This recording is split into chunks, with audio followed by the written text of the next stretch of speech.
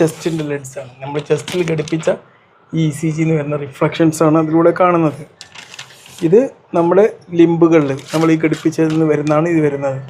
ഇവിടെ നിന്ന് നോക്കിക്കഴിഞ്ഞാൽ നമ്മൾ ഹൃദയത്തിൻ്റെ അടിവശമാണോ, ഫ്രണ്ടാണോ, ബാക്കാണോ, മുമ്പാണോ, ചെസ്റ്റിൻ്റെ ഫ്രണ്ടിലാണോ എന്നൊക്കെ അറിയാൻ പറ്റും.